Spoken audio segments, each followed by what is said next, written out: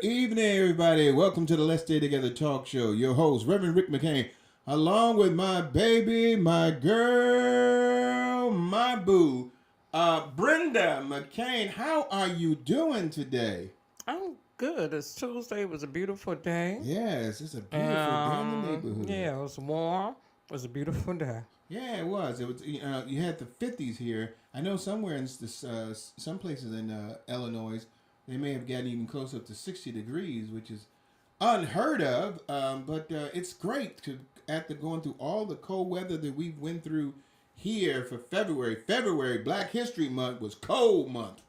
I'm telling you, it was cold for the first couple of weeks of this month, and but we still celebrating Black History. Black History. Black History. You got what, So 3 more days? got 3 more days of the last, but we got some things going. We're gonna talk about. There's a blackout going on. You gotta remember that the 28th blackout going on. Friday. So I hope everything is okay. Hey, you got anything you want to shout out real quick? We got a guest coming on today, Leslie Holly. We're gonna be talking about DEI and how it affects the black future with Leslie. But baby, what you got? Any praise reports, birthdays, shout outs, anything like that? Somebody's birthday was happening. I just can't think of who. Somebody's birthday. But hey, this is happening. Pisces season, so I'm just happy. Somebody's All my birthday. peeps having a birthday. Yeah. So that means no. No. You no. don't have anything. Okay, and so we've got a lot of things we're going to talk about. Last week we got so much into the Kendrick Lamar thing, we didn't get a chance to get into some of the topics that we had, even some of the songs. So we're going to try to do that today. I don't know if the DEI conversation might carry us a little bit further than the 30 minutes we have allotted, because it's so important in what's going on in the world today. We talked about, I don't know if you got this on your things, but what's that crazy man's name that's telling people that they got who's the guy that owns Tesla again? Musk. Elon telling people they have to tell them what they've done to keep their jobs. What did you do for me to not fire you on your job? And he sent this out to federal employees who had 24 hours to tell him why they should keep his job. What are they doing that's beneficial to keep your job? And of course, his he's like the president. His vice president Trump basically said, everything what he was doing was okay. Was a good thing. And they're just trying to cut down, governmental waste, and overlapping positions. Government waste is what they call it. Yeah, it's governmental waste.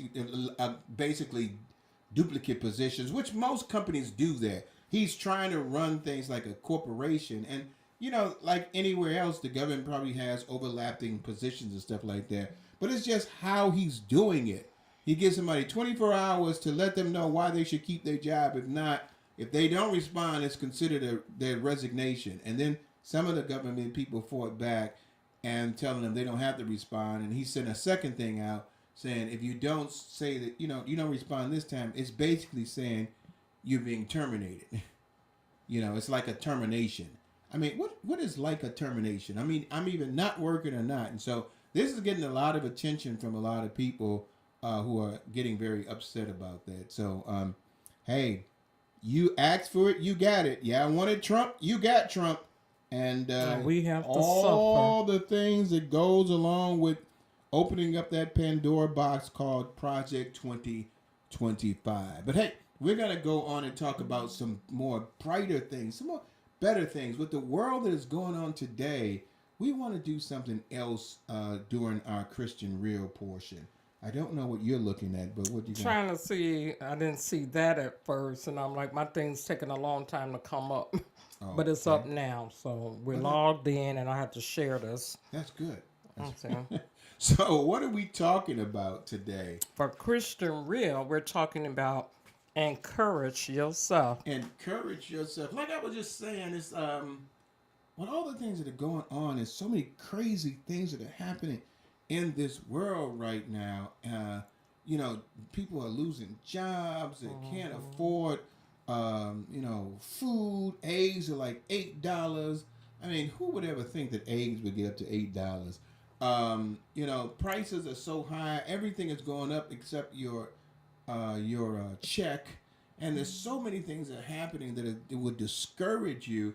And so, I just felt that it was just time to say some encouraging words to people about lifting themselves up despite of what's happening. The Bible said, though you slay me, yet shall I trust you. And that was, saying to God that, though I'm going through some trials and tribulations, I'm going to always trust you. But there needs to be a time where you have a trust within yourself, that you can encourage yourself through trials and tribulation. And I'm going to read this. It says, encouraging yourself means never counting yourself out, even allowing yourself to conceive defeat. So even not allowing yourself to conceive of defeat. And so we have to get to a point, brother, where we are encouraging ourselves like David did when they wanted to stone David. Tells you in 1 Samuel that they were trying to stone him. The people were so mad at him. But David found a way to encourage himself. And so I wanted to say to some people out there, though it may seem like there's a lot of things that are being thrown against you, thrown at you, you need to find a way to encourage yourself, to lift yourself up, to remember who you are in Christ Jesus, and not allow any weapon formed against you to prosper. You've got to be able to, as they used to say, strap up your bootstraps or something, to pull up your bootstraps. And the old folks used to say, hey, you got to keep going, keep moving. Don't give up, don't give up. We've got to get to a point now, through all the trials and tribulations that we're going through, and you get about almost 4 years to go through some of this stuff. You've got to understand that you have to be able to encourage yourself, lift yourself up, because if you are not able to lift yourself up, there's a lot of people that are willing, ready, and able to knock you down. Yeah, I love the fact encourage yourself, because especially as a black woman speaking, because we always the lowest one on the totem pole. And if we don't encourage ourselves and have others to continue to lift us up, we build each other up, because that's why I'm so strong in sisterhood. You got to build each other up, because so many people out there want and is determined to tear you down in every aspect. But a lot of people think, isn't that vain that you always have to encourage yourself? Absolutely not. Because if you not getting it from someone and you're in line with God in prayer and reading the word, God actually tells you that. Encourage yourself. While you doing that, when you feel strong enough, you can start encouraging other people. Because like we wallow in our stuff wherever we go through. It's like the Woe Is Me song is playing in your head. Nobody believes in me. You better believe in yourself first, because if you don't, and that makes sense to me, Rick. If you don't believe in yourself, if you didn't come with your fabulousness, or I didn't come with mine, then no one sees that. So it's like, it's nice that someone will be out there and want to support you and to help you and say, I see something in Brenda, I see something in Rick. But a lot of people don't do that. So you can't depend on them. Just depend on God and encourage yourself. Continue to do that every day. Find an encouraging word. I'm strong. I'm invincible. Just do something. Don't wait on someone to do it for you. Or you can just say, you is kind, you is special. You nice. You nice. You is nice. Well, the movie from The Help. But you gotta, there's a difference between being conceited and encouraging yourself. I'm fine. I mean, that's conceited. But, saying that, I am a beautiful woman. I am a smart woman. I'm an, intelligent, same thing, smart. I am a creative woman. I can do all things. That is just lifting yourself up. And typically, we need to do that, because there are times in your life, I don't care who you are, the strongest Christian in the world, you are going to go through some trials and tribulations that are going to knock you down a peg and make you start wondering and doubting about who you are in Christ Jesus. But when we say encourage yourself, the Bible says that David encouraged himself in the Lord. And so we have to be able to do that as well. It says, it is understanding that the present trials and tribulations are very real and may even feel eternal, but that you and your God are intrinsically and wholeheartedly prepared to them a bigger than them. I said that totally wrong. So it says, it is understand that you are present, that your present trials and tribulations are very real and may even feel eternal, but that you are, I'm just going to say it my way, because I can't read today for some reason. I am dumb. I can't read. You and God are intrinsically, you're joined together as one. And so your power comes from the Lord. And so David knew that he should encourage himself in the Lord, that his power came from the Lord, that his words, that he spoke words through God and, speaking of God and, proclaiming it in Jesus' name, that he could receive power from the words that he spoke, that it would encourage his spirit. Because let me just tell you, we easily can encourage the flesh, because the flesh sometimes will encourage itself.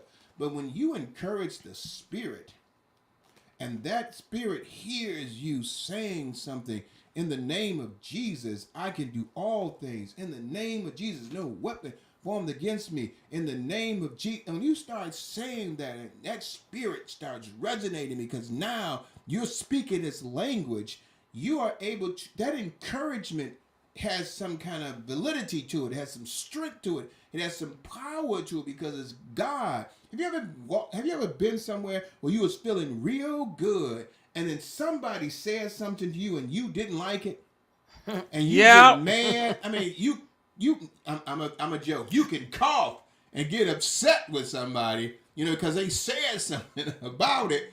It can happen so much that way that people can do things, or you could be walking down the street and somebody say they don't like the outfit you're wearing, and you feeling so good, and you get mad about that because your flesh doesn't have the ability to withstand some of the trials and tribulations and the darts that the Spirit does. And so you encourage yourself in the Spirit and in the Lord, then you're able to be able to go exceedingly abundantly. You're able to fight against those things. You're not able to allow those things to trouble you or bother you. Just put it this way. If you lose your job and you know that God is your present help, then you can encourage yourself, because you know that God is going to make a way. Like you have something you want to say over there. I don't know. I do. Okay. Any little thing could take you off your kilter, and you don't want that. That's why you have to stay prayed up. But that's where you have to say, okay, I don't care. I don't dress for you anyway. Your comeback is not for, I dress for the people of the world. I look like I do for the people of the world. It's for you. Call it selfish, call it self-absorbed, whatever it is, because the world will chew you up, spit you out, and do it all over again. And then you have to worry about that. You're going to be going through a vicious cycle. So that's why I always say, you know what? It doesn't bother me of what people say about me. But the thing is, some certain things can throw you off, and you have to reel yourself back and just say, you know what? I'm a child of God. It ain't nothing you can say to bothers me about my physicality, the way I dress, my education level. It's the other stuff like we experienced Sunday that bothers me, that throw me off my kilter. But that's okay.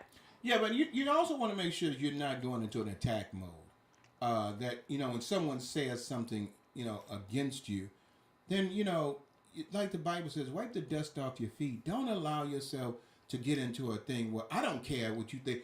Because that's attacking, that's responding, that's giving that's giving what they said in the flesh too much control over the spiritual power that you have. Mm-hmm. If someone would say something to me, I don't like you, and I would just basically say, well, thank you for sharing that information, and that's it. I think you're ugly. Well, I appreciate you sharing that with You're me. just so nice about it. I I'm mean, like, but okay. see, it's not me trying to be nice to them.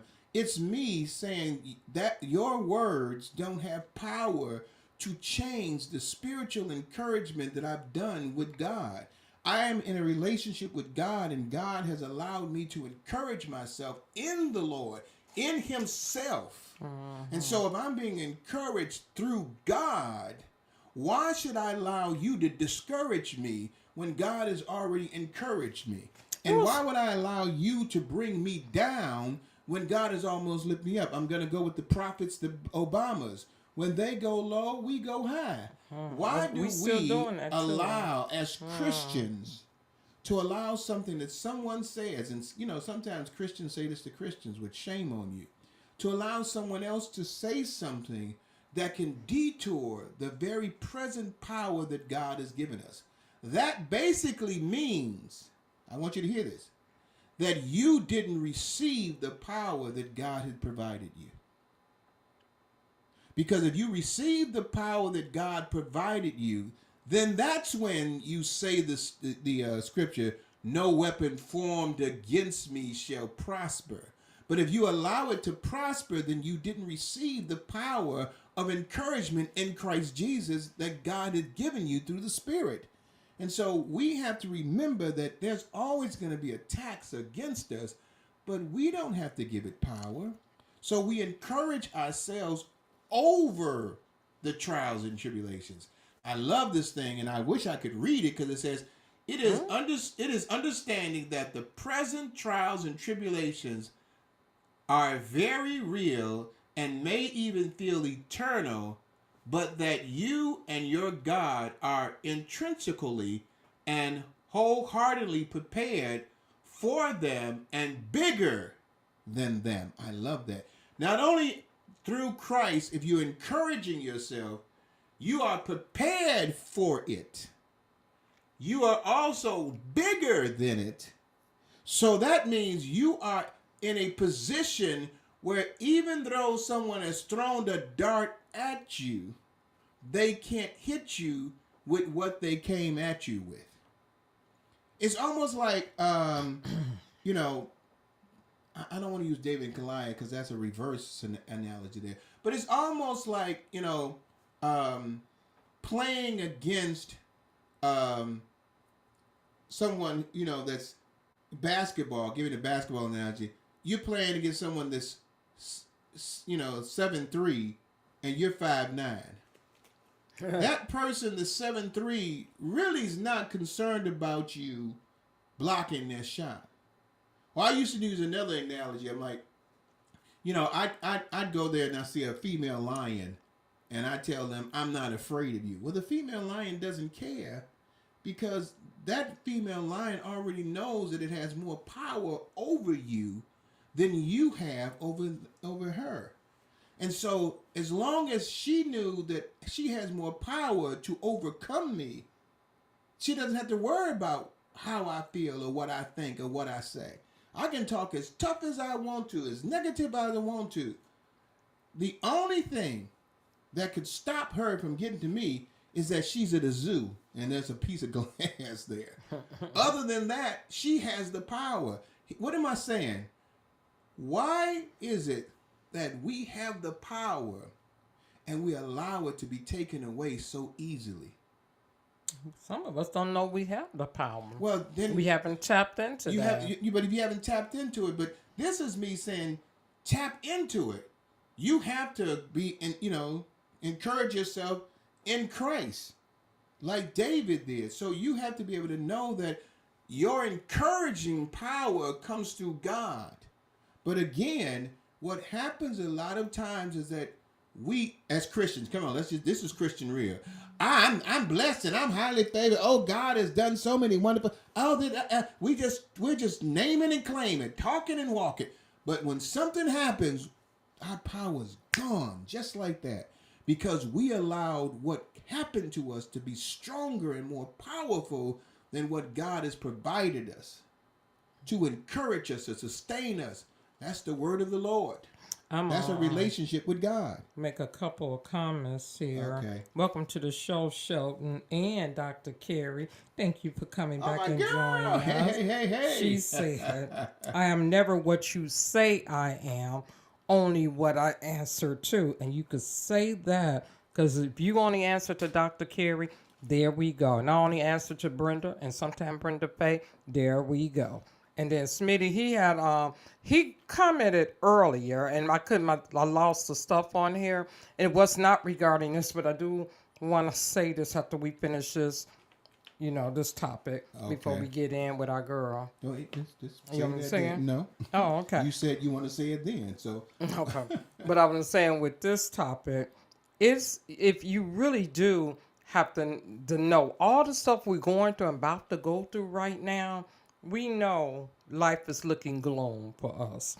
We know that. But every day I'm not going to wallow in what that man is doing to the country. You just have to stay prayed up, encourage yourself, and just know it's going to get better. It has to get better. We only going to suffer for 4 years or 2, right? You got the election coming through. It all depends on what happens. I mean, then there's an old song by the Osmonds that says, "One bad apple don't spoil the whole bunch." We can sit there and make Trump the scapegoat for all of the things that we don't like that's happening, but the Republican Party is responsible as well. They could easily stand up and stop anything that comes before him that he brings up, but they are implicit to it and they're allowing it to happen. And so it all that one bad apple, does it spoil the whole bunch? In this aspect, some people may be saying yes, but I'm going to tell you the bunch was spoiled before he got there. He's just a figurehead of being spoiled and rotten and no good, and that people are seeing and they're saying it's his fault. But just like they did with Obama when what's his name? I can't think of the man's name now. He said, I think it's Max something. I can't think of his name. The senator said that we're going to make sure we stop everything, McConnell, everything that Obama does. Obama was the president, but the Senate, because they had control, said that any law he's come, we're going to do our best to make sure nothing he does goes through. Republicans have the same ability to do that. They're just implicit to what's going on, and they're saying, well, if it goes wrong, we can blame him. But we see what you're doing, and we know you're doing something wrong. Getting back to what I was talking about, we got to go because we got Leslie coming in about the DEI subject. How we encourage ourselves is important. Okay, I can get I can turn on a light in my house and get power from the electrical company, ComEd, or I can put in a candle. I'm getting light, but I don't have the same power. You can get your power from other people, but that power will eventually die and it fluctuate. It all depends on how they're going to act in any given day. But the Lord thy God never changes. That power source is constant and it increases day by day. And so where you get your power from is important. Make sure that you encourage yourself in the Lord and not in other people. Because when you do that, you can sustain the attacks that come against you. It doesn't have to be, I don't have to care about. No. You care when you comment. If you don't comment, if it doesn't bother you, it's like somebody hitting me with a puff ball. A little kid throwing it at you and it hits you on the head. It's not going to hurt. But if somebody took a lead ball or, a rock and hit me upside the head, it's going to hurt. I'm not going to allow people to hurt me. No matter what they say, everything is going to come as though it has no substance at all, because I'm encouraging myself in God. So when they come against me, I look to him and just say, hey, you said vengeance is yours, said the Lord. I'm going to continue to encourage myself through you and allow you to defend me in my battles. And that's how we step away from that, and we get stronger spiritually but not allowing trivial things of the flesh to disturb the connection that we have with God. Hey, we got to go on because we got Leslie coming up soon. We're going to be talking about DEI and how it affects the black future.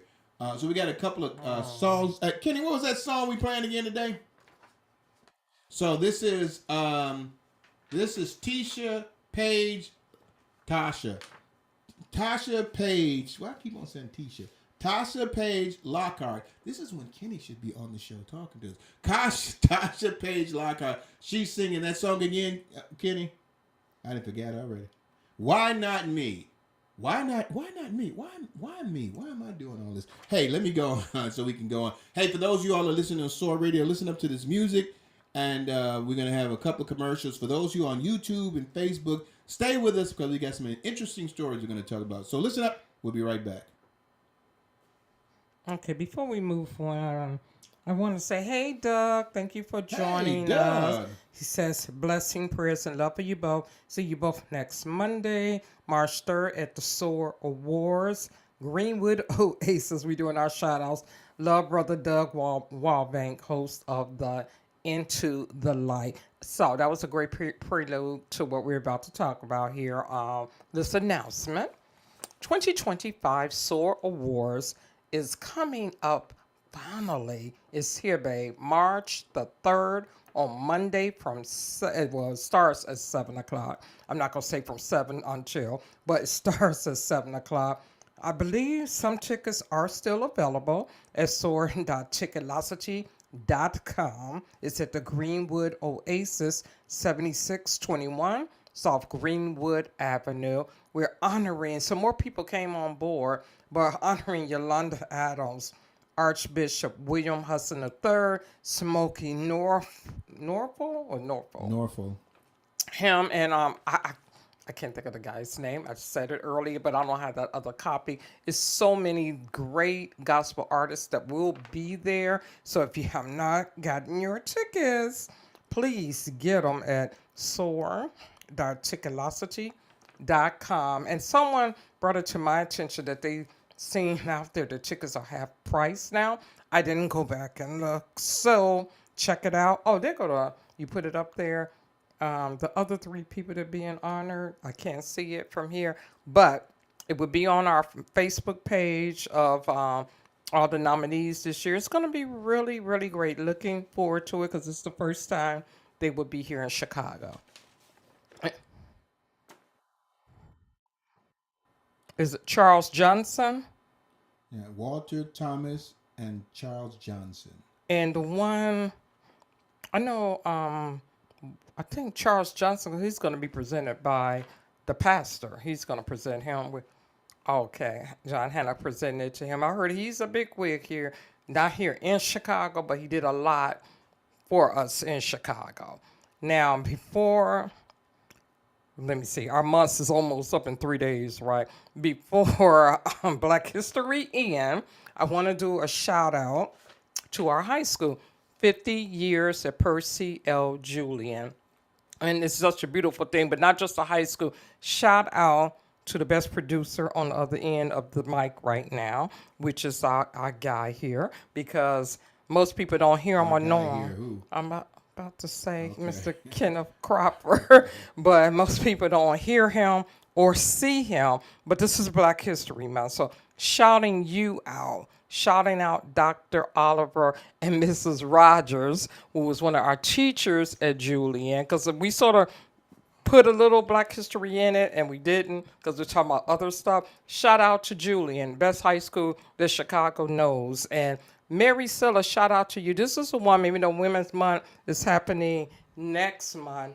Mary Silla, she's an advocate for helping the youth. And so shout out to her. So shout out to our boy here that always help us, our guy, Shelton Smith, being honored as well. And we have to uplift each other. Like I said, you get people that will encourage you. Hang on to them, because we're doing great. And thank you for encouraging us to stay on this show, because you guys, you come in every week and listen to us and support us. So thank you. And I just felt as though I'm going to shout you back out. I'm through, babe. One of the stories. Okay, well, okay, yeah. One of the stories is a sad story. Here we go. Black History Month, we lost icon. And this lady is just so beautiful that I didn't know her history ran deep. We lost Roberta Flack, I believe it was yesterday. She died at 88 years old. And she made some absolutely beautiful music that we know, Killing Me Softly with his song, which I believe, oh, first time I ever saw her face. My whole life Yeah, who remade that? killing me The other young softly. girl remade Yeah. that one. With his Lauren Hill. song. She killed it too. But this was so good. The first time I ever saw your face, Clint Eastwood was the one that put her on the map for singing that song in the movie that he was in. And the movie, I'm trying to find the name of it, but it was a good movie that put her on Play Misty for me. And that just propelled her into stardom. And then one of my favorite songs that I always used to love with her, and what was his name? I can't think of his name, but it used to just make me cry every time I used to hear it. Keep talking, Rick. Say something, because I'm going to find the name of it. I'm just waiting for you to actually bring me into the story, but Yeah, I'm saying it now. Yeah, it's The closer unfortunate. I get to you, that's it. It's unfortunate that we we have lost an icon like Roberta Flack, who has done some excellent music. But of course, we know that there are times all of us will see that ending, and you just hope that everybody that has accepted Jesus Christ as their Lord and Savior. So we pray for the Flack family and the loss of their loved one, Roberta Flack, who did pass away yesterday. Next story is it's a local story here in the south suburbs with the mayor of Dalton, Illinois. She made it to the ballot, and she is so cocky. She says she already won this. I don't know if she did or not because I'm not following it, but sound familiar.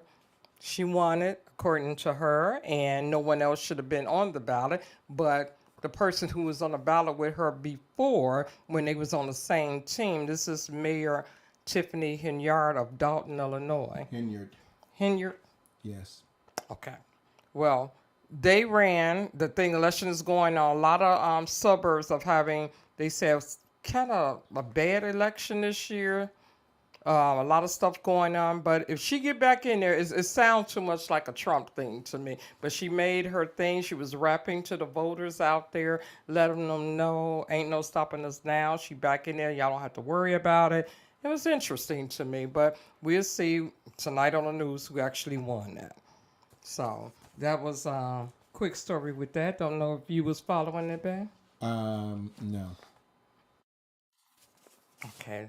This last one here. You Metro. got 30 seconds. Okay, So well, maybe let not me just then. say real quick that for those of you who are listening on Facebook and YouTube, we're doing all the churches, I think, around the United States are doing a blackout. And February 28th is where they're doing the blackout. We'll talk a little bit more about that as we come back.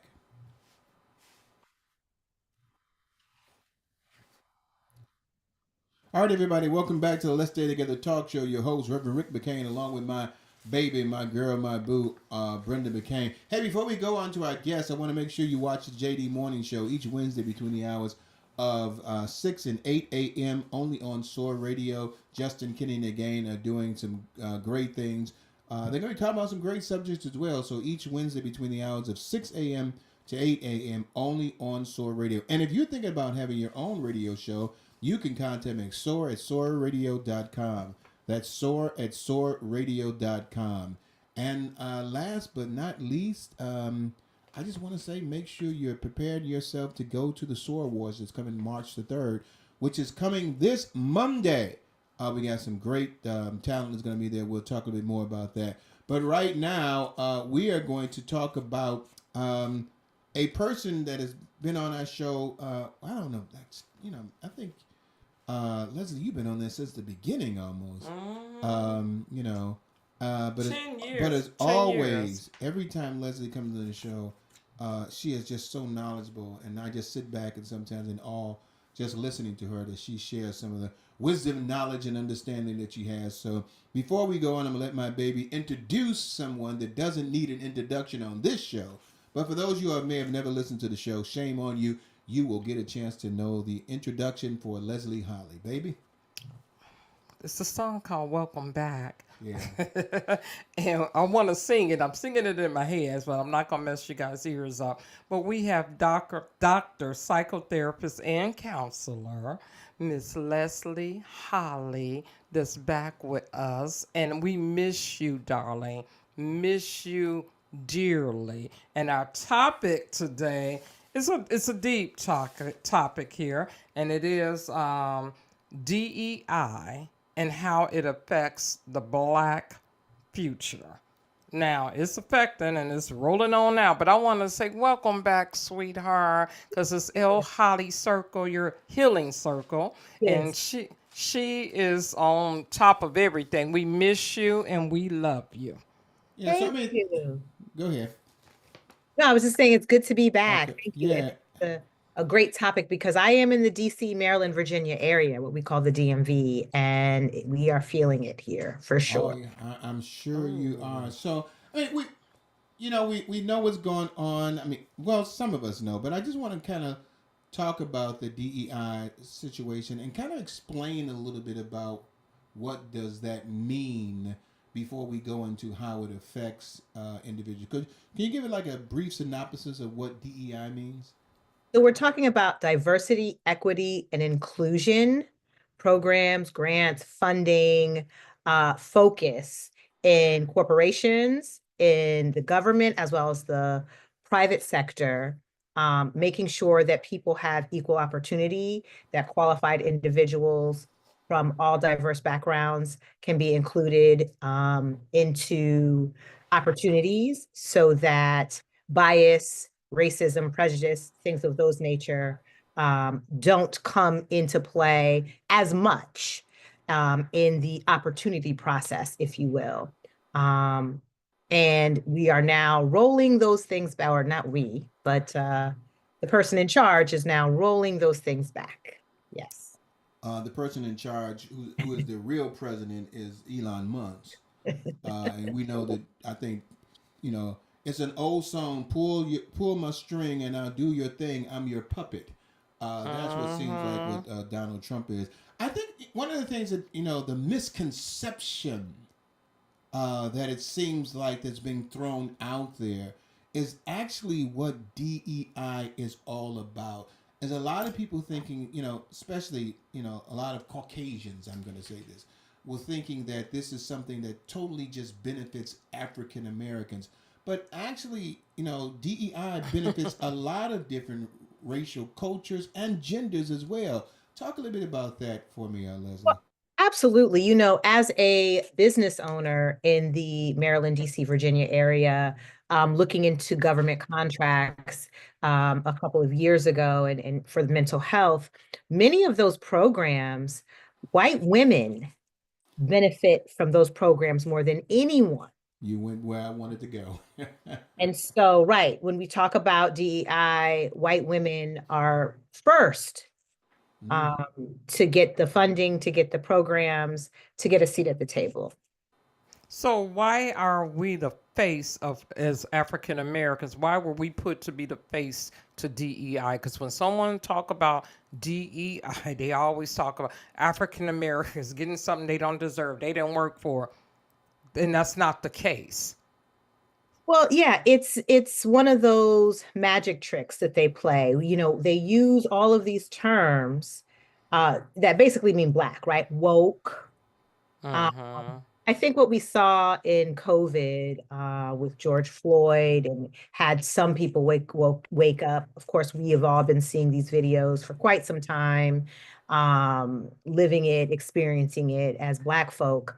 But others during COVID had to sit home and watch that George Floyd clip over and over and over again. And through that, we were able to get more push for diversity, equity, inclusion, more opportunities.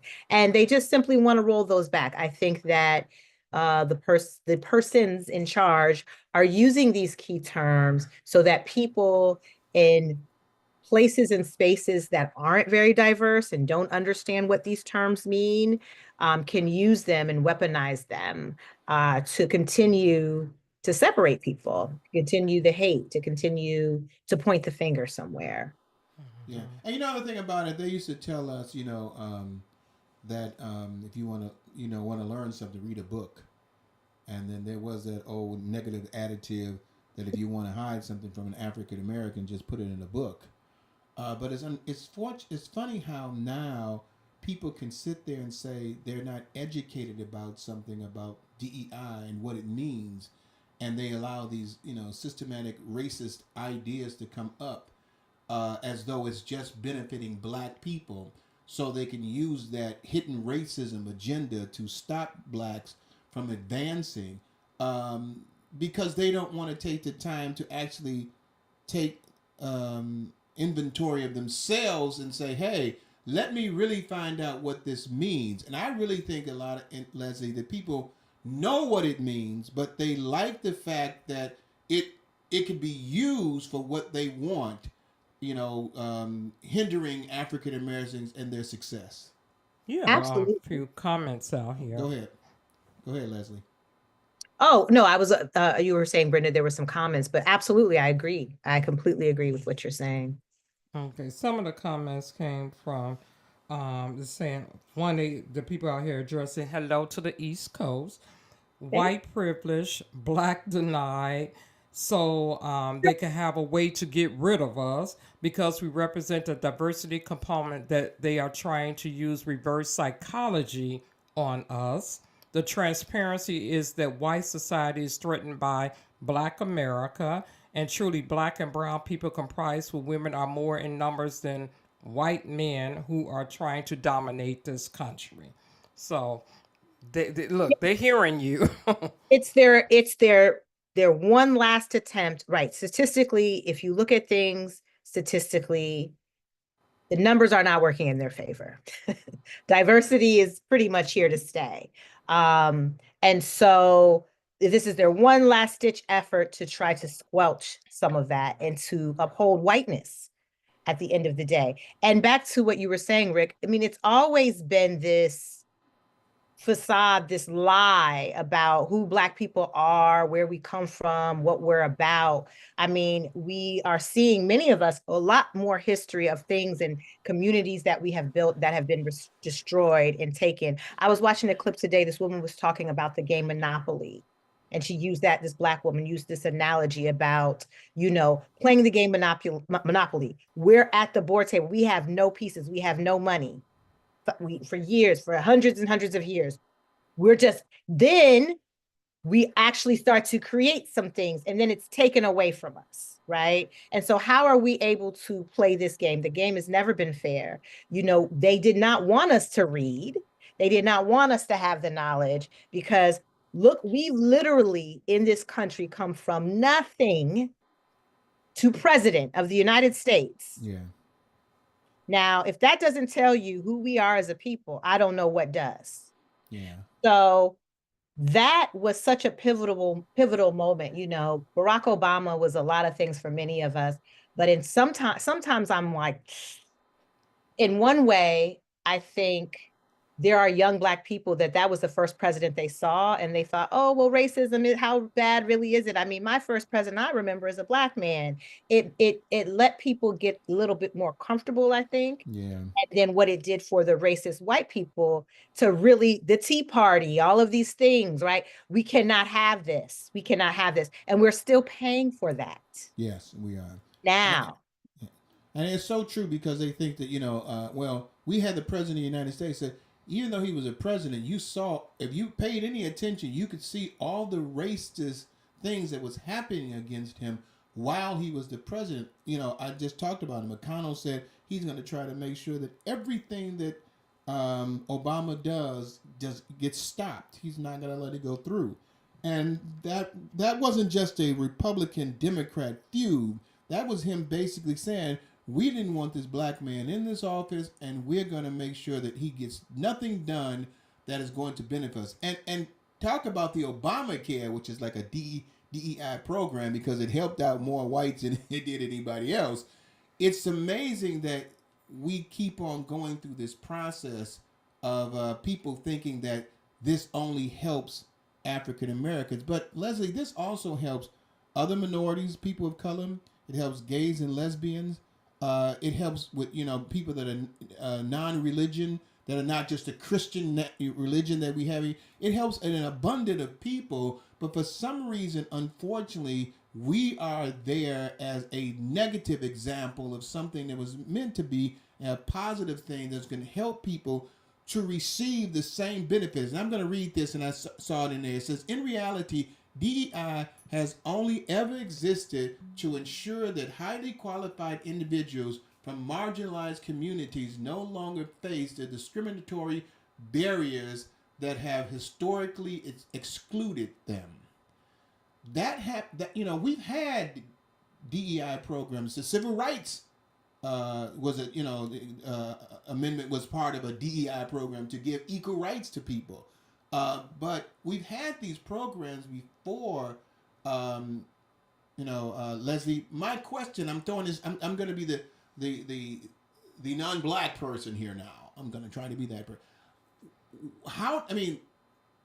Has DEI or programs like that ever been effective? So why are we so concerned about them going away? Well, my answer to that to you is going back to what I do for a living in mental health.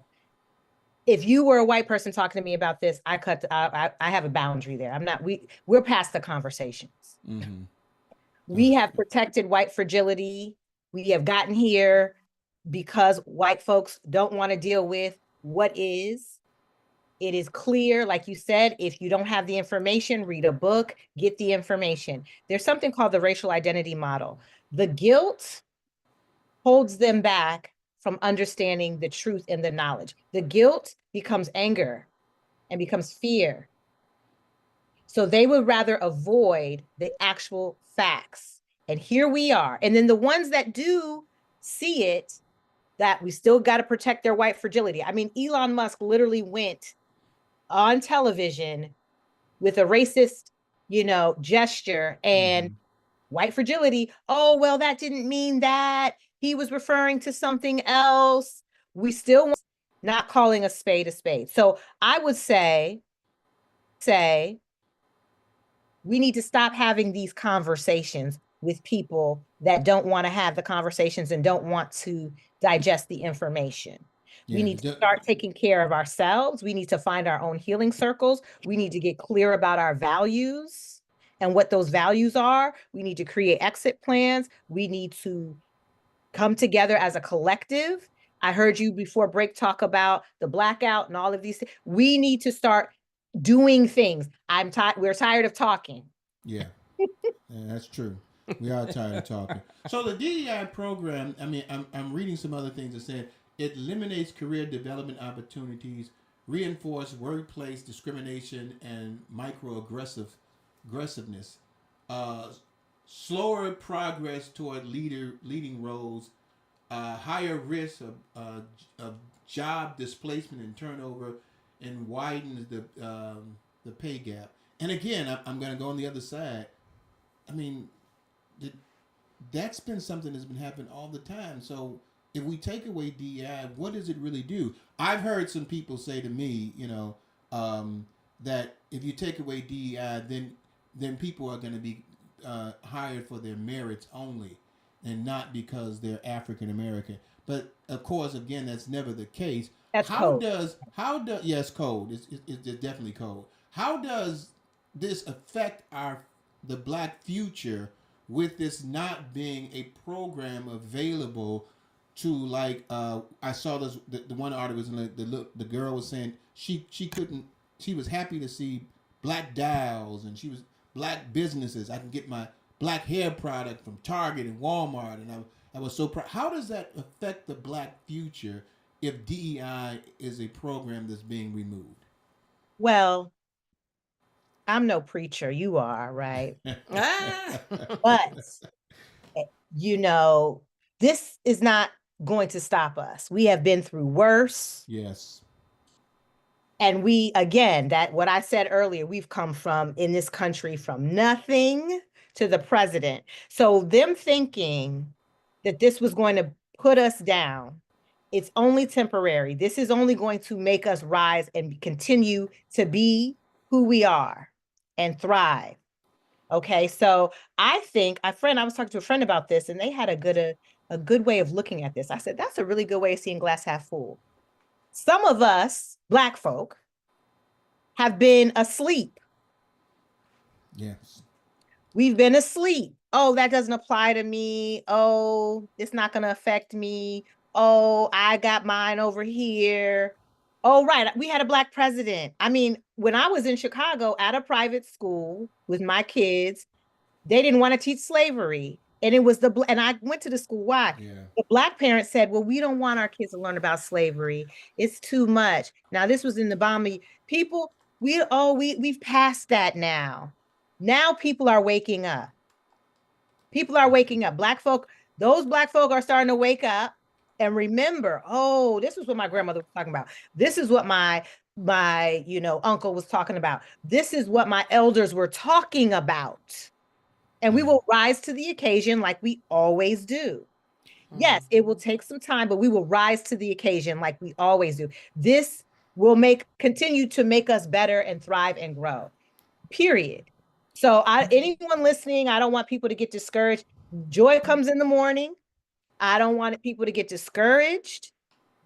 We just have to get serious about what we value, what's important to us, where we get our news, the things we support, right? How we take care of our mental health and our physical health.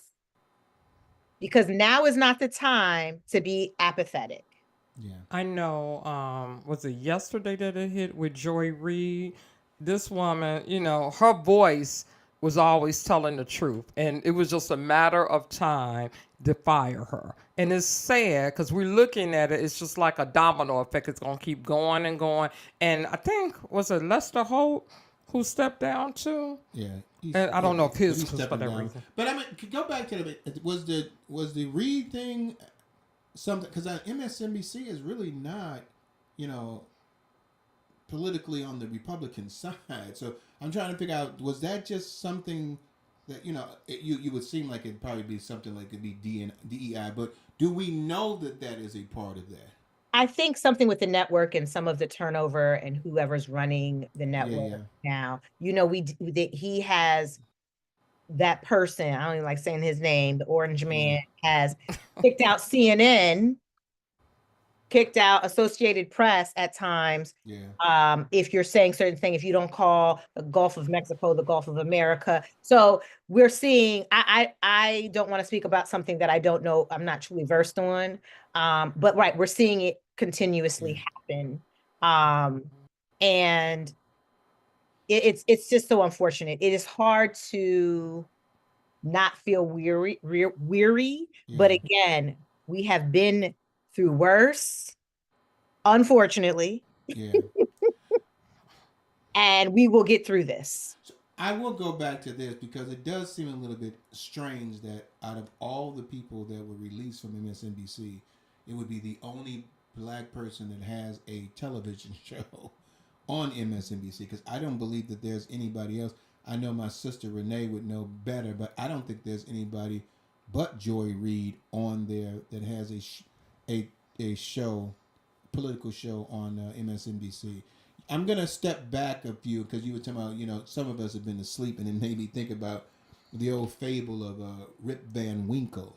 How he slept under the tree, and I think maybe like 200 years went by. I just think that you're saying, I'm liking you being the preacher because I'm going to be the skeptic in this part. I like that you said that. I think that somehow the generational gap of young people who are not really understanding the effects of this DEA withdrawal and how that affects them, that they'll be sleep on the wheel, and maybe, just maybe, instead of us surviving, that generation will actually fall back because they're not taking the time to really understand the value of what it means for these programs to be removed. What do you say about that? Well, I don't know if that really pertains to the DEI or more just where we are in the world with AI and technology. Mm-hmm. It is dumbing down the younger generations. I mean, you go out to eat, you see a 4-year-old with an iPad in front of him. What does that do to brain development? We're seeing more cases of ADHD. I even see, in my practice, sending email blasts to people. People are not able to comprehend the information or read things like they used to. People are think the all of the technology is dumbing us down. AI can do everything for you now. I mean, if you have chat Yeah. T, I use it for certain things. It can roll things out for you. You don't have to think, right? And so what are the implications of that? And it is all designed. If you see the inauguration, who was all in that room when he was becoming president? All of the new quote unquote news sources that these kids watch or Yeah. kids look at, all the social media, the Facebook, the Instagram, the X. This is where they're getting their quote unquote news. Now you can't trust any of that quote unquote news, right? The news is being curated for people. The information is being curated for people. We don't long, you remember when you used to be able to buy a CD and you had that music, you owned it. You don't have that anymore. If the technology and the internet goes out, you don't have photos, you don't have music, you don't have film, you don't have memories of history. They can control these things now. So the younger generation, they are the ones being most impacted by that. And I feel like it's all designed almost to make people to dumb people down, to make them less skilled. But as you know, Rick, more than I, we can't lean on our own understanding. We Yes. know as human beings, we are designed to destroy ourselves eventually. We are here to learn something and to go on. We do the best we can while we're here. But yeah, these machines, we really can't stop. So again, back to the DEI piece though, it is important for those of us who are waking up to refine our skills. If there are any entrepreneurial activities that they can do to divest from these corporations, to have an exit plan, to save your money, to invest in your own development, investing in your own skills, to not rely on AI to do everything for you, to stop, giving yourself some timers on technology, to start to discipline yourself and fast. This is not the time to sit down and rest. And so, yes, some people will be left behind, but we do know in history that we always rise to the occasion. And while we still have breath in our body, we will be fighting. Yeah. This comment comes from KC, Kenneth Crawford here. It says, so going back to Joy Reid, he said it was because of ratings, both MSNBC and CNN's ratings are going down, and Fox News ratings are going up. So we know that's his favorite station, right? Yeah. But Fox News rating has been going up, but it's sensationalized stories that she said read the other comment. Okay, let me find that here. So as we look for that comment, Oh, okay, I got go it. ahead.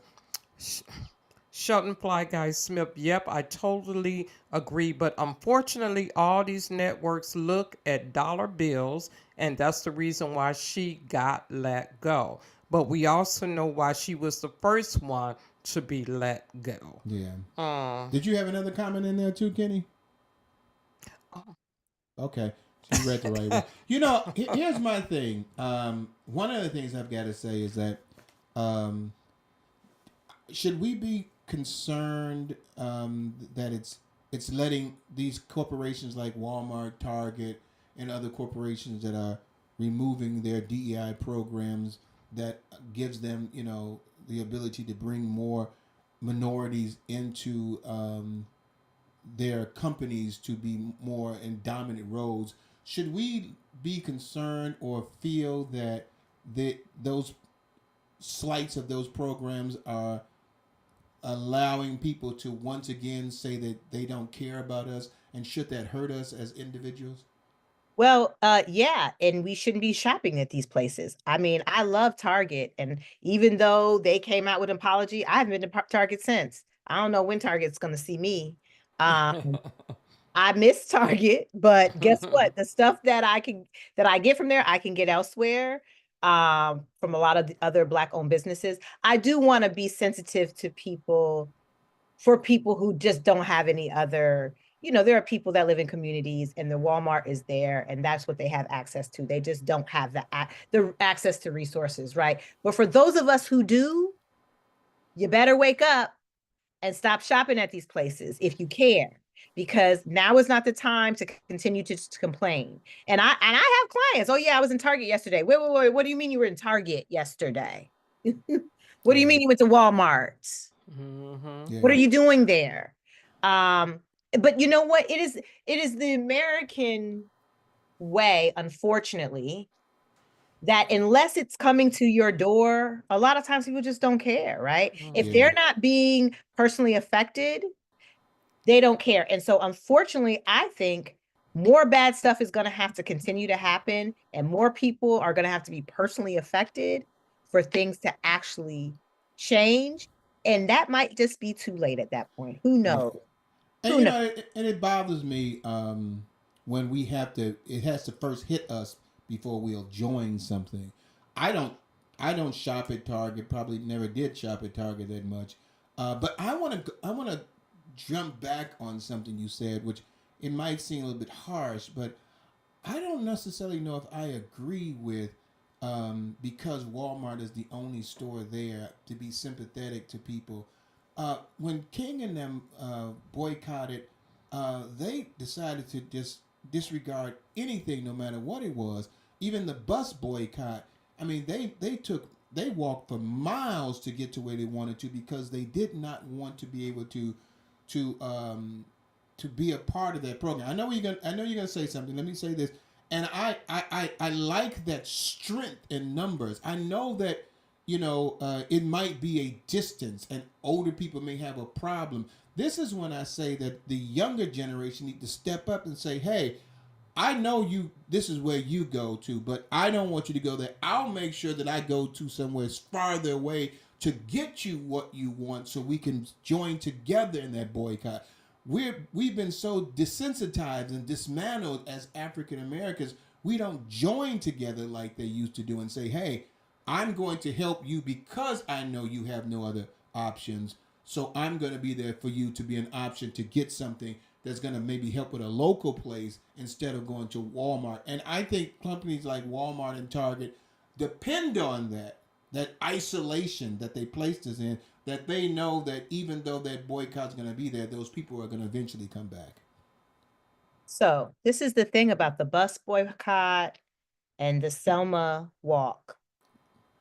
I was listening to a podcast. Brenda, I think you have a tablet in front of you. You could check the numbers. That bus boycott, everybody didn't participate. That's true. No, I just seen the movie. They Yeah, didn't. They didn't. There were a lot of people who didn't. It wasn't that large of a percentage, but it still made an impact. And I'm glad you brought that up, because I was listening to a podcast the other day, and I think sometimes that makes us not act, because we think, well, what can I do? But with the internet, with social media, if we could get just 10% of the black of the black population in the major cities, it's gonna make an impact. Everybody doesn't have to do it. Everybody's push can look different. Maybe somebody's listening and saying, listen, it's only a Walmart. All I got is Walmart. But guess what? I can post something. I can post some information. I can share a word. I can do something else, right? To be a part of that movement. Maybe I don't feel like that's where I can make my impact, but we all can make our impact in all different ways. So we have to remember, with that boycott and with some of these things, everybody doesn't do it. And that's okay. There will be people that say, I'm not going to do it. I can't do it, or whatever the case. I do want to empathize. There are Black folk, brown folk, white folk that are in poverty, that don't maybe don't have a car, like whatever it is, they got to get what they got to get, or they work in 3 jobs. They don't have time to do the blackout. We should not be punitive and judge people that way, but maybe they can do something else. Um, it's something we all just need to figure out where we can make our own personal impact. If 1 out of 5 of us in every household decided I'm not going to Walmart, it will make an impact. Yeah, I mean, I know to make an impact. I'm just being like a devil's advocate here because I just think that a lot of times what happens is that we're so desensitized about something. The majority populace will see this as okay. They won't have the staying power to continue this, and I think we've lost that unity, with each other where we stand each other. I would love to see another, more Black Wall Streets than Walmarts. Communities where we stand together. I am a big component of not liking having other minority groups in our communities, and our dollars go to them and they never put any money back into that. That could, well, that's a DEI program. No, it's not. It's just us not being there for each other. And I'm a little bit concerned, Leslie, that in some cases, I don't think that our African American community even understands DEI or cares about how it will affect them, as we earlier said, because it hasn't hit me. And so if it hit Brenda, and I'm sitting right next to Brenda, and I'm not being affected, I think we got that. Well, that's you. Why should I be worried about it? And I think that people depend on that disconnection to make it seem like this. We're gonna remove this, but they ain't gonna do anything anyway. Yeah, we'll survive. We'll make it through. But they're not gonna do anything, and that really concerns me of that disconnect and that gap. In the '60s, and I mean, in my mama's them days, they stood strong because they had to stay strong. But now that I always say, Martin Luther King said, "We shall overcome," and I used to say, "Well, now that we've overcome, where are we gonna go?" Because we think we've made it, but we haven't. And so, how do we really get people to understand the importance of these boycotts and these blackouts? To get them to understand that we believe that these DEI programs should stay in place, and we demand that they do. I think that it's important for each of us to do our own individual part. And so for myself, like posting things personally, telling people where I stand, when a client says they went to Walmart or Target, saying, wait a minute, just giving them the idea that, hey, maybe you should think about it, right?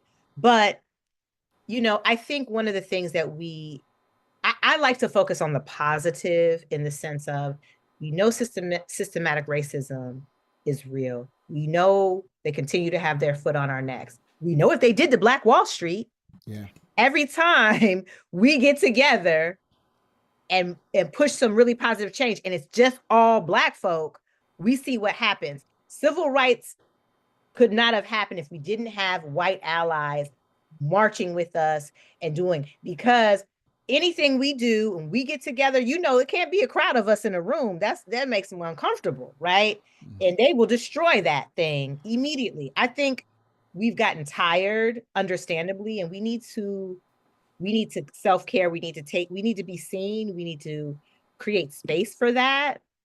And the ones of us that are having these conversations like you and I right now, we need to continue to create understanding amongst each other, talking to young people in our communities in safe spaces around, how do you feel about this? Or do you know this? Or let me share something with you. Because I do think it becomes this, well, why aren't you doing? And, our young people are dealing with a lot. Coming up in the world now is a different place. Getting a job, being able to afford to pay rent.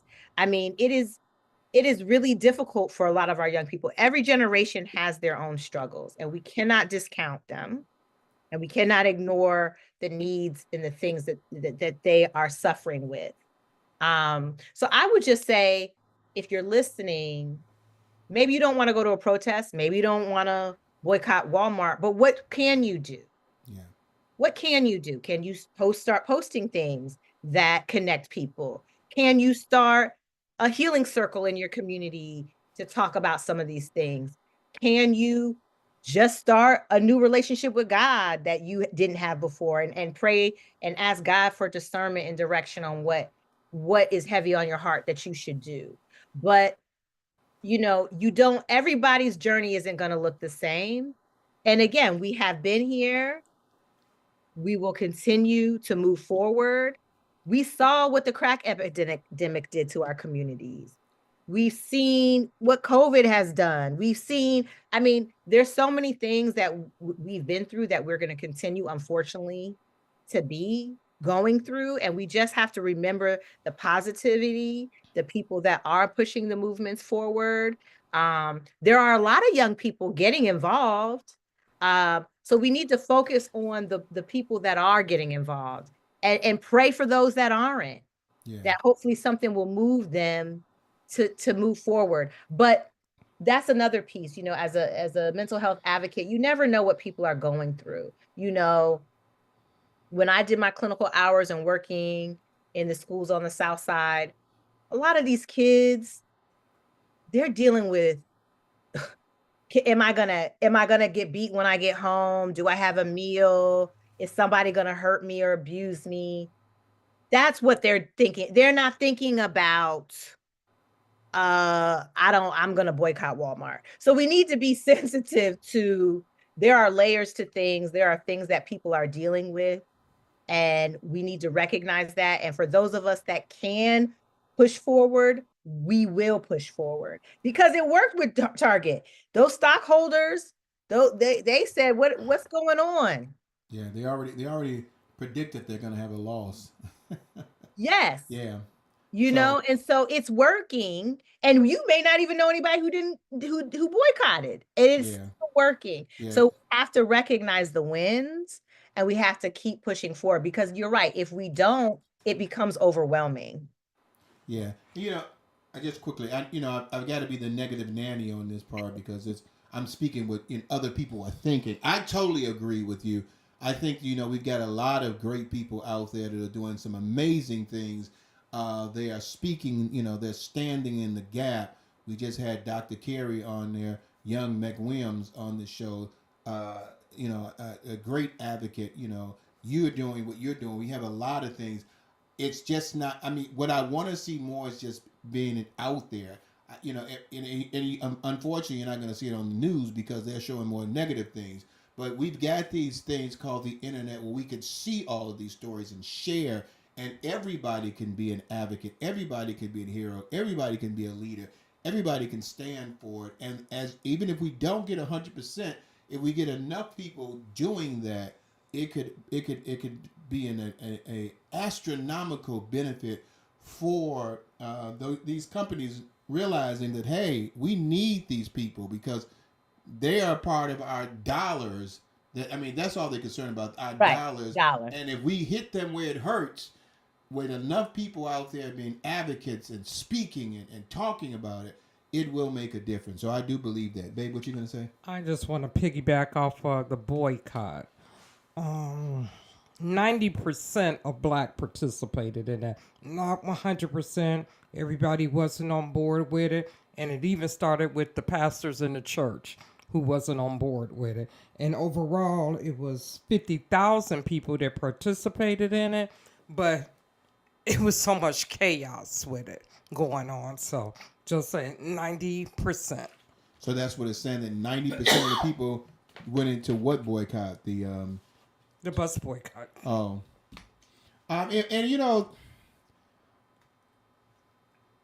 again, I hear people because what happens so much, and what troubles me is that we talk about this DEI program, Leslie, and how whites are saying, why does blacks think that something should be out there just for them, being ignorant and uneducated? But in the same vein, you're seeing all of these white people furious about what Tesla, what Elon Musk is doing about their governmental jobs Oh. that is affecting them, and don't realize that some of these women's and these what do they call it? What they the, I'm trying to think of the name of it. The groups that they have. Um, I can't think of it right now. Unions, thank you. Unions and stuff like that. You benefit from this, but yet you're uneducated about understanding what it means, and that if you have these programs like that, it helps you too. It's just so strange to me that you can look at one thing and be mad because it's affecting you as white America, but don't realize that that same programs that you're fighting against in black America, black Americans, you're saying the DEI, is a benefit for you as well, because diversity. It's allowing everyone to have their equal opportunity, Well, instead of being discriminated against. that's the thing about racism, right? That's why, and I can't remember the name of the book, but they talk about why we would never have free healthcare in this country. White folks would rather die than black folks to have free healthcare. If it means as a white person, I get free healthcare, but you get free healthcare? Oh no, I don't want that. Why you shouldn't get that. Yeah. They would rather die. Yeah. It's So been there known, you it's been have it. said that, yes. Mhm. Does it seem like we on the same level then? Right. If you getting it free and I'm getting it free, we equal to each other. Exactly. We don't want to They- see that. That's the whole President Obama thing, make America great again. Like, okay, we could have some black executive, but wait, the president of the United States? Oh, no. That can't happen. We need to make America great again. We need to make all the people in senior roles be white folks. What are we talking about? We've let this thing get too far now. Yeah. Um, And it's that's how, the removal of DEI can affect it, because they're trying to do a reversal. I mean, it's not like this has been something that's happened with African Americans and minorities since most of us have been brought over here. I just think that some minorities kind of forget. I'm Irish, I'm Jewish, I'm this, and so they think, okay, well, this doesn't affect me. Well, yeah, it does. It affects everyone because of that. But this "Make America Great Again" thing does basically say we're going to make sure that whites control the world, and that's what we want. You could have some crumbs, but we don't even want you to have a piece of the pie. As KC said, example of Affordable Care Act is the Obamacare. So, but we're going to change the name because we don't want to have nothing to do with Obama or anything, no documents or anything. But it saddens me that this 2025 and we going backwards. And I love that statement Kamala said that a lot of African Americans did not like when she was running, when she said, we won't go back. And they said it's not even there yet. Those are the same people probably like, we're there now. Because how many days he been in office? He ain't did this. Whatever amount of days he been in office, he done slice and dice so many things. As we kept pushing on the show, you got to understand what Project 2025 is. A lot of people didn't. Of course, it was too big to read, but the stuff that was out there, people didn't, I don't think, took that serious. Well, because, like we said, it didn't hit them. And DEI was one of the programs that they were talking about getting rid of. And that was a part of the 2025 thing. But what made that so difficult was like 900 and some pages, and nobody really wanted to read it. But yet you had people out there, telling you, watch out, watch out, watch out, and yet you didn't care. Closing this up, Leslie, I appreciate you talking about this. It's something that, I want to take a negative approach to, because I want people to understand the positive things that we need to do. And that's why, I have you on here. If it was me just preaching, I could talk about it everywhere. I love the fact that we are working really hard together with this. But what do we need to do as African Americans to maybe keep this alive and not let it just stop with a DEI program, because what is going to be dismantled a lot of, there's going to be other programs that can going to be dismantled that is going to hurt people of color, and I don't think people are really understanding the process. This is not a lawnmower. This is a bulldozer. I mean, they're trying to knock it down a lot of things, as we say, "Make America Great." How can we get people more focused on this agenda and what it means, and why is it so important for us to boycott and go through blackouts? Well, I think, making sure that you have a good news source, so you're getting the information that you need, because like you said, some of the news, I mean, we've been seeing it being compromised for quite some time. Like I have the BBC app, and I follow certain people on Substack and um other platforms to read kind of what's going on, and just making sure that I'm understanding what's happening today.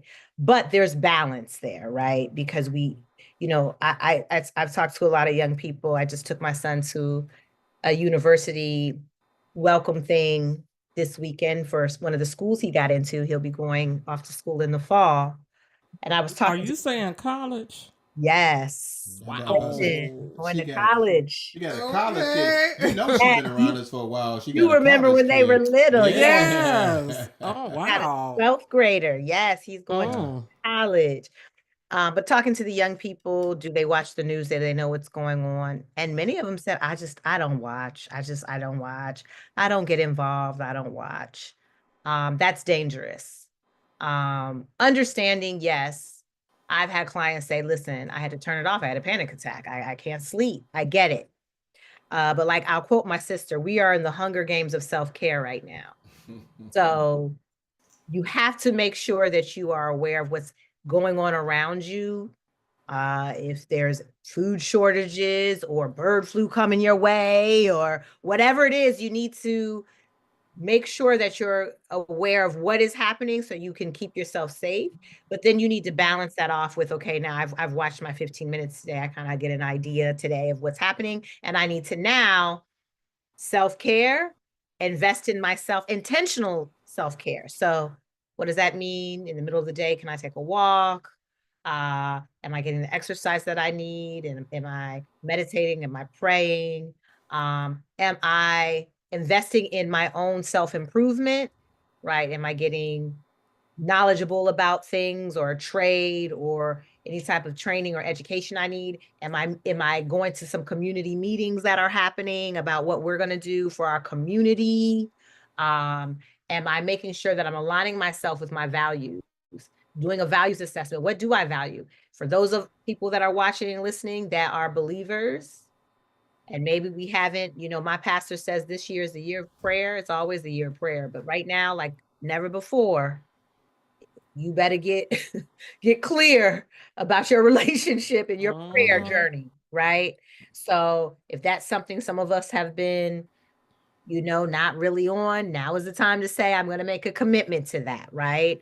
Um, if there's any way that you can find an exit plan or entrepreneurial spirit, do that. But starting in your community, finding the people in your community that want to come together as a collective to make change from the ground up, and how you're voting in your communities is important.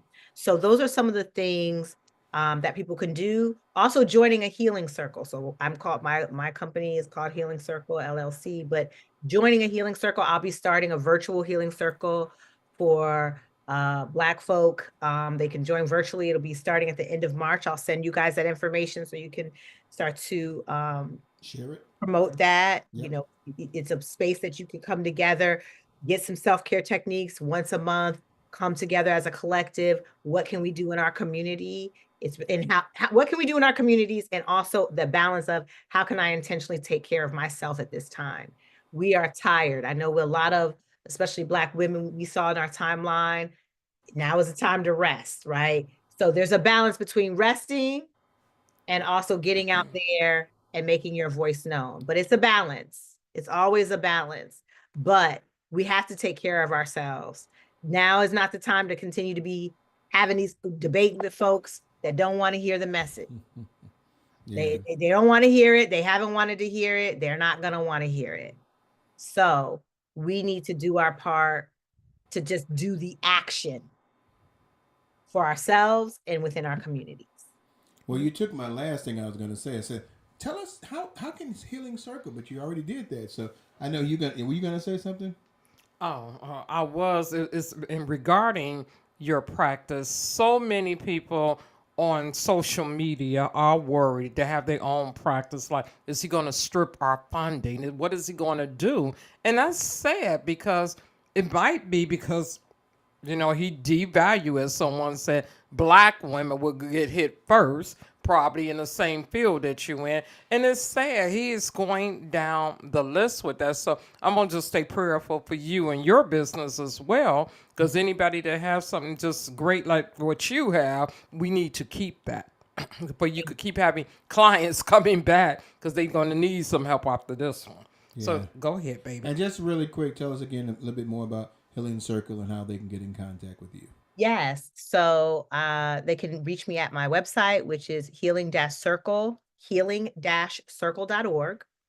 You can also look me up at leslieholly.com, which can also take you to Healing Circle. You can find out what we're doing in the community, the groups. We're also having a women's group starting in the spring. Some of it will be hybrid, so it'll be virtual and in-person meetings, talking about mental health, self-care. We see people with depression and anxiety. We do virtual sessions as well as in-person sessions in the DMV area. I always say, if you don't live in the area, but you want in-person sessions, you can always still reach out. I can help you find a therapist in your community and kind of walk you through that process, especially people that are interested in therapy, but that have never done it before and don't really know how to navigate that space. We always want to support people to help them find the help they need. Yeah. One of the things I love about the internet now is that you can find people globally everywhere, and you don't necessarily have to be stuck with someone in your locality. You can find a professional that's where Leslie is, and be able to talk to them face to face or Zoom, like this. And it's just, now you've got someone that you can trust, and you don't have to just be stagnated in one location. I can go around the world and find great people, and we definitely say that Leslie is one of the persons that we recommend if you're looking for some healing in your life. Leslie, as always, it's great to have you back. I'm unfortunately, I got your address, so I know I can come in the house and unlock it if you decide you're not going to come on the show anymore. Like, okay, where you at? So Well, you I'm stuck happy with this, and we're glad to have you back. And thank you very much for sharing on the DEI situation and staying so positive. I love it. I'm glad to have somebody else staying positive where I could be the person like groom and grief, this time. But thank you very much for lifting it up and letting people know that, hey, we gonna make it. It ain't nothing new. We gonna make it. Just keep moving forward. And thank you very much for that message and that information. All right. Well, thank you. Until next time. Okay. Bye-bye. Love you, girl. Love you guys. Yeah. So once again, that was Leslie Holly, Healing Circle. Definitely a great place, a person to contact and find out more information. When she shares that document with us, we'll share it with you as well. I believe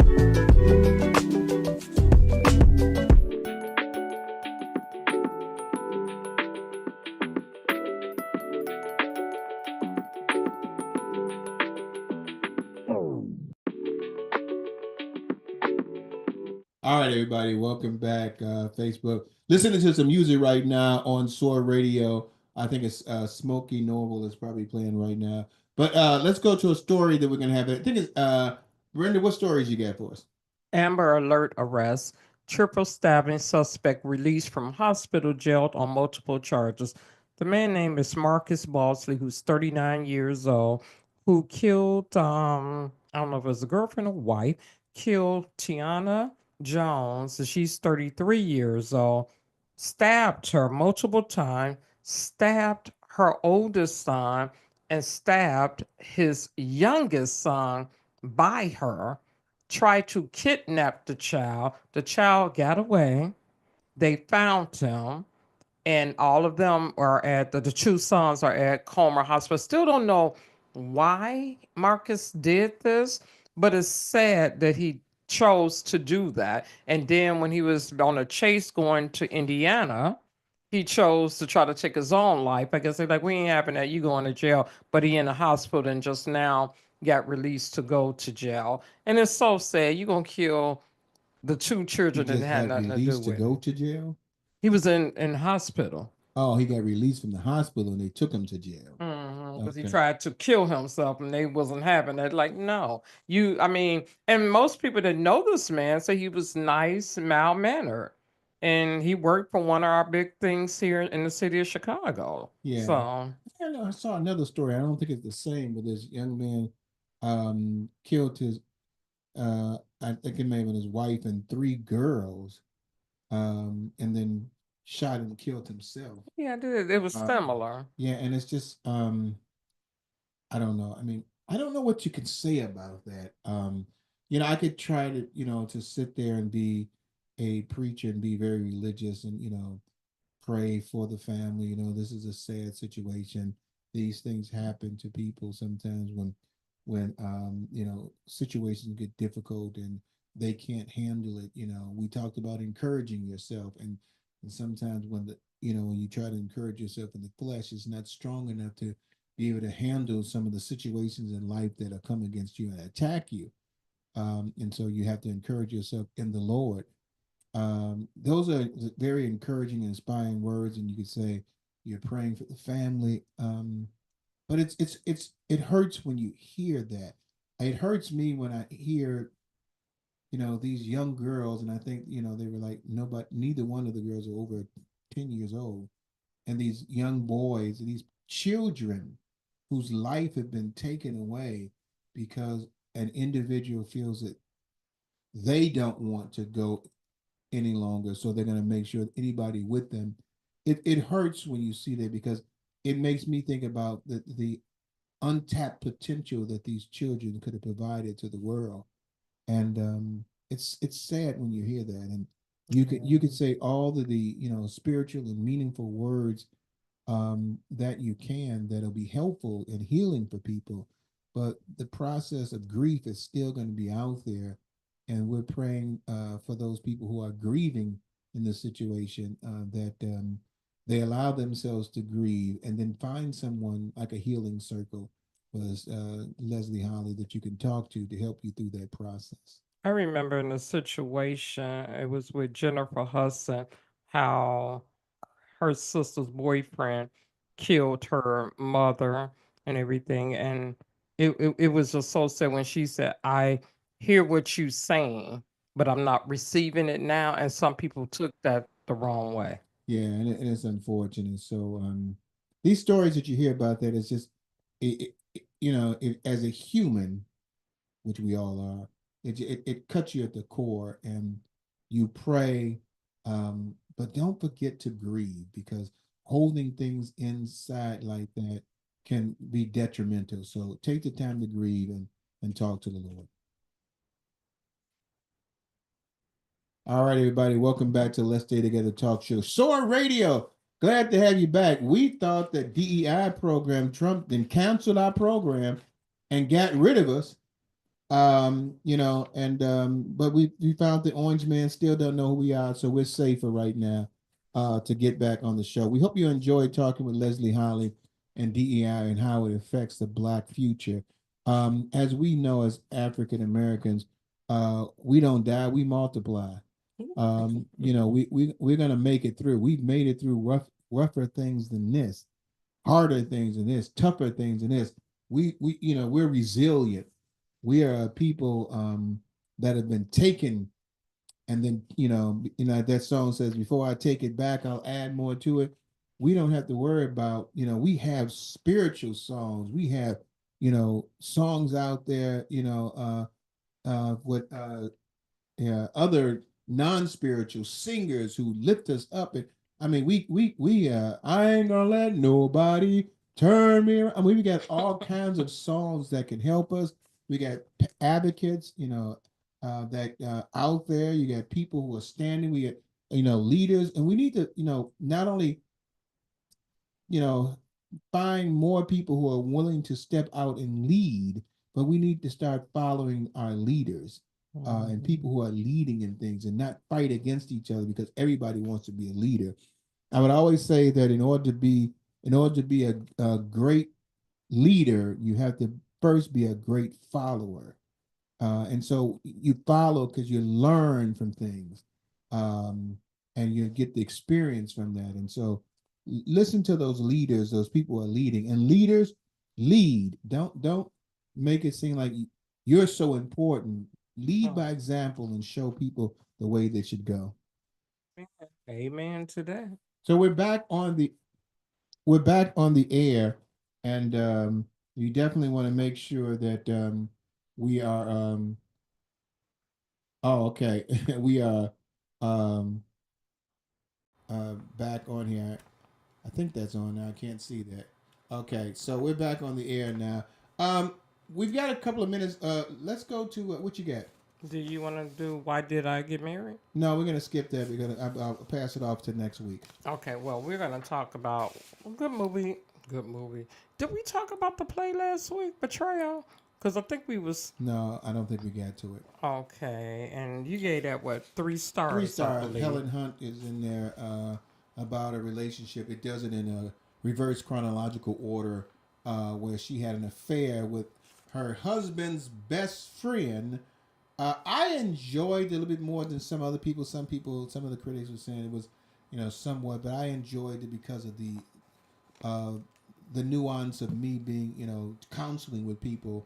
You could see those, those reverse chronological situations that happen, and how they start from how it, what happened and how it ended, to all the way back to how it began, and just seeing those phases was nice. I thought it could, it did have a little, it wasn't, you can lose your attention. It's only 75 minutes, which is interesting, but it doesn't have that attention grabbing moments or anything like that that'll keep you involved in it. But I think a lot of people that are on the audience enjoyed it just because Helen Hunt is in there.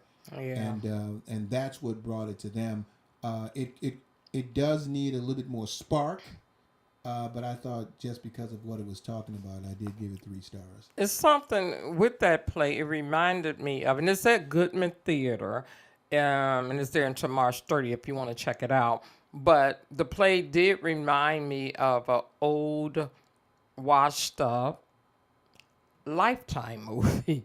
It wasn't, like you said, it wasn't no spark, but I mean, if you're not used to a play going backwards in time, it could get boring. But then it's like, okay, just the history of the fact, this was a bold man to mess with his best friend and wife. But hey, you liked it. It was just interesting to me. And that was the only one we seen last week. So you want me to go into this relationship letter? Dear LSTT, one of my best friends says she saw my sister out with some random guy that was not her husband at the movies, and they were hugged up like a couple. She spoke to her, and she said that my sister was a little uncomfortable when she approached her. LSTT, whatever my sister's situation is, I shouldn't have to justify her marital status to my friend, especially when her intentions are not right either. How can I say stay in your lane without saying stay in your lane? Sincerely, mind your business. Okay, you kind of threw me off in there. So, in a nutshell, what happened? This girl friend saw her sister out with another man. She knows she married. This girl's friend. The girl that's writing the letter, her friend saw her sister out with another man that was not her husband. So it's like you saw your sister out with a man. It's like Bernadine seeing Renee out with another man that was not her husband. Okay, and so you're saying should she stay in her lane? Right, came back and brought it to the sister. And the She sister, brought it to the other sister. no, to the friend. She came back and told her friend, I seen your sister out there. You know she married. I'm gonna let you say something about this because I'm still. It's just hot gossip Yeah. to me because it's like, okay, she was uncomfortable. Maybe something was going on. We never know. But for her, I think the way this letter is, the girl kind of diving into it. And it's like, okay, I don't want to reveal if my sister is cheating type of thing. If she is, she is. It's not for me to tell you, girl, yes, she been fooling around on her husband for months. Okay, so now I get it. So the girlfriend of your girlfriend saw Renee out with someone else and told you about it, and you don't want to let her know that she need to mind her own business. Right. Wow. Okay, how do I say this? You just said it. Mind your own business. I don't know if I want to say mind your own business because I'm not quite sure the relationship that those two people have. And it's going to be very difficult for me to say mind your own business because people are always minding someone else's business. I mean, that's why we have soap operas and shows like the reality shows. We're always minding other people's business. I think a better way to basically saying this is basically telling that individual is that this is something that doesn't affect you. Therefore, you should be more concerned about things that affect you in your daily lives instead of others. That in essence is saying mind your own business, but it's in a more polite way of basically not allowing that negative seed to infuse an issue between you and a friend, because you still have a friendship with that individual, and friends at any time can say something that you may not like, you may not appreciate, you may feel that they're out of bounds with, but they're still a friend. And that because they're a friend, you want to be able to, say to that individual in a nice way that this is not something that we need to be discussing because it doesn't affect you and it doesn't affect me. We allow the situation to unfold the way it's going to be on that end, but let's focus on things that affect us and our friendship or individually, and not necessarily the individual that doesn't affect us at all. That's a nice way of putting that. It's letting you know, hey, back up. We're not going to go there. And that was a nice, not nice, nasty, but it was a nice way. It's a nice way of saying mind your own business, but you still want to retain that friendship. Now, if you don't really are good friends, and that just goes by the wayside. But I'm still thinking about that connection of the friendship, because at any time a friend of yours is going to say something that that you don't necessarily feel that they should be speaking about, but yet it should not affect the friendship. So, in order to keep the friendship in line, just say, hey, let's not focus on something that doesn't affect us. Let's just focus on what affects us and our relationship as friends. Very nice way of putting that. So, Miss Mind Your Business, we finally got a chance to read this letter. I hope you had a chance Apologize to we hear didn't get it. in last time, but we had a very wonderful conversation. But thank you all for sending letters. If you would like to send a letter to Brenda and Rick here on the Let's Stay Together Talk Show, you can send it to letsstaytogethertalk@gmail.com. That's letsstaytogethertalk@gmail.com. If we read your letter, we'll let you know about it first, so you can be listening on the air as well. And if you miss the time that we're going to be, and if something happens, sometimes we may have to push it back, we'll let you know as well. But send more letters. We appreciate it. letsstaytogethertalk@gmail.com. What about Club 50? You know what? Club 50 had a very nice Golden Diva interview with Don Nairi. Don Nairi Sanchez. If you didn't get a chance to read it last week, you could check it out at club50.com. This young lady, as she calls herself, a cocoa girl in New England making waves. And that's what she is doing. Very smart young girl. Wrote 3 books. Just graduated with her master's and about to become a teacher at the college that she graduated from at Plymouth University. So I'm so proud of you, Don, for doing what you did. This is another Black History moment. This girl was told you're not going to be able to do anything because she's dyslexic. So don't let anyone tell you what you can't do. She proved them wrong and she is making waves. So kudos to you, and check out that interview at theclub50.com. Ife Designs, we are in a new year. We're at the time where prom will be coming soon. So please start early and get those orders in. But birthdays, anniversaries, anything that you need banners for, cards, invitations, I'm your girl. You can connect with me at ifedesigns@gmail.com. If you're on social media, you can, specifically Facebook, you could message me if you have my number, call or text me. We could discuss pricing, things that you want to make your design stand out on your printed work. So again, Ife Design is looking for you, for I can make the wow factor come to your next event. Yeah, and as we go, yes, make sure you contact her at ifedesigns@gmail.com and the other locations, as she says as well. You can go on her page there for Club 50 and also see a lot of the designs that she has out there for Ife Designs.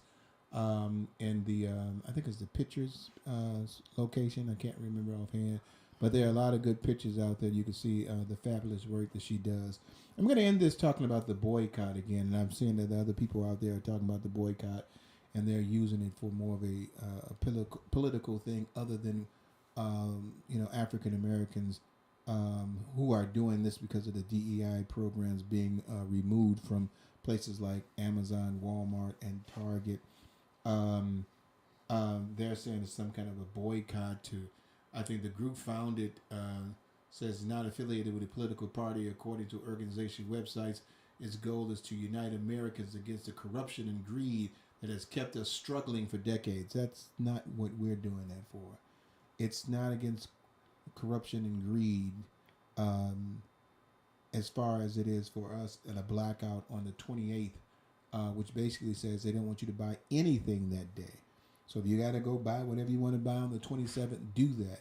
But it is a unity of African Americans saying that we do not appreciate and will not accept the fact that you are now removing diversity, equity, and inclusion programs and businesses that are providing things that are helpful and benefit for us, and are supporting people like us, African Americans. And if you feel so easily to remove these products and things like this young lady said, finding a dial or finding things, that made by African Americans to feel proud that she's doing that, and you can easily remove those things, then you don't need our dollars, and we're going to hit you where it hurts. And so churches and organizations around the United States, particularly African American organizations, are boycotting the 28th as a blackout from buying anything. That means anything. Fast food, I don't care what, gas, nothing. Make sure everything. I mean, it's not like it's that hard, because if you really look at it, there's been a lot of days where you didn't spend no money. Mm-hmm. It's it's not. I'm not gonna do. How am I gonna? You've done that before. There's been somebody telling you. That's the problem. Now, for some of y'all, there's been so many days you haven't done that because you ain't had no money. So don't make it seem like this is some big deal. Why would I do that? Because you're uniting with your people, and so we're taking a day.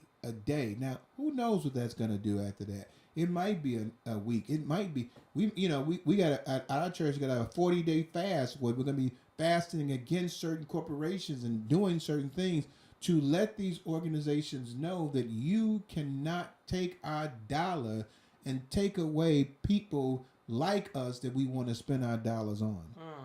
And that is important for us to get back to that unity. You know, Martin Luther King at one time said that African Americans back in the 60s, combined wealth was larger than the sixth biggest continent in the United States. I mean, the world.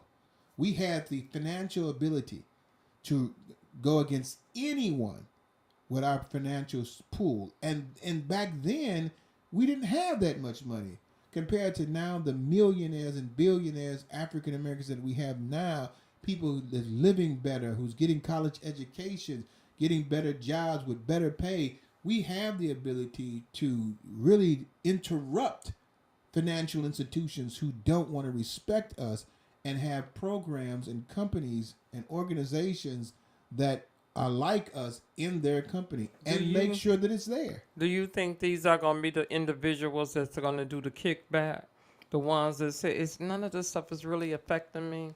I mean, you're going to have that with that because we've isolated, you know, the kind of crab in the barrel, but you're in the barrel. I mean, you know, you don't want to pull back something that's trying to pull you up. You know, it doesn't take that much just to not buy something for one day. It doesn't take that much to support an organization that is concerned about you and making sure that you and your children and the generation after you is respected and thought of as an equal. I mean, we have to stop isolating ourselves, you know, instead of uniting together and say, hey, this may not affect me, but it affects Brenda. This may not affect me, but it affects Kenny. It may not affect me, but it affects this organization. And they're like me. The Bible talks about the 12 smooth stones that the Jewish people had always brought together so they can bring it to a remembrance of what they people went through.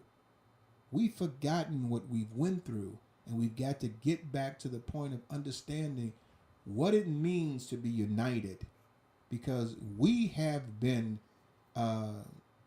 discarded and not respected, and it's time for us to come back together and hit them where it hurts and say, hey, if you don't want somebody like me in your corporation, I'm not going to be buying from you. It's interesting though, because it made me think about the movie Boycott, how they broke that down, and a lot of the people was against it. They're like, well, I don't ride the bus anyway. But think of the big picture.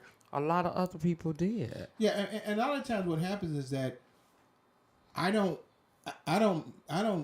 mind you fighting, but don't make me struggle. Which means that I have to get on the bus to get to where I'm going. So I'm not going to sit there and walk and struggle because you want to fight, but I'm not fighting for just me. I'm fighting for us. This is not a me, it's an us. And sometimes you got to struggle a little to get some. Unions do it all the time. You see unions out there, they're not working and they're fighting and stuff like that, and they're standing together for it. Yeah, there's going to be a little pain in some of the things. But you have to be able to fight. You have to be willing to lose something to gain something. And when somebody else has the power and they feel that they can still get something from you for nothing, they're going to continue to do it. They're going to continue to do it. And you've got to say, enough is enough. You want my money, respect me. You want my dollar, respect who I am. I do pray that everyone stand on one accord on Friday. Just 24 hours. Let's just see the beginning of what's going to happen. But I mean, just standing on one accord and say, you know what, not today. I'm not going to go there today. I'm going to get all my orders in Wednesday and Thursday. Or if I can't, I'm going to go on Saturday or whatever. But just give it one day to see what's going to happen. Yeah, and just join together with something and say, hey, this is a worthy cause. Because you know what? If you got kids, this can affect you. You know what our mothers and fathers went through? Do you know what slavery? I mean, I don't want to. Do you know the things that they had to go through in the 60s, the 50s, the 60s, and stuff like that? I mean, redlining in Chicago where you couldn't go past 63rd Street. you know, and they would not sell you homes. When we first moved where we at, they didn't want blacks in this area. And so you don't make it seem like it's not affecting you because you don't see the effect. It is, but not only is it affecting you, it can affect the generation after you. And if you care anything about the people that you belong to, you have to be able to say, I want to join, because not only does it affect me, it's going to affect those that come behind me. You know, so please, February 28th, blackout. Don't buy anything. You know, if a storm comes and they tell you, hey, go to the store now to buy something because you won't be able to buy anything, you'll be jumping to that store because you can't. This is not a can't. It's a I don't want to. And you've got to now have that I don't want to, because I'm supporting people that are saying we cannot allow them to disrespect us and discard us anymore. We're going to stand together. United we stand, divided we fall. Hey, we're going to get out of here. Let's stay together, talk, and have Kenny play some music as we go out. Hope you enjoyed the show. Be back with us next Tuesday at 7 p.m. I'm not sure who I got for a guest for that. I know I got a guest coming on March the 11th or something like that. I think I can't remember the dates. I apologize, but we'll have it together for you, and of course we'll have a great show, and we appreciate you being The following Tuesday will be the 11th. Okay, so we'll let everybody know then. So this is Rick McCann along with my baby, my girl, my boo. We'll talk to you next Tuesday at 7 p.m. See you then. Bye-bye. Facebook, YouTube, thank you for being with us. And support the radio show so we don't get a DEI canceled. You know, the program, you know, we don't get too much funding, but we get something. So help us out. We'll see y'all next Tuesday, 7 p.m. Bye.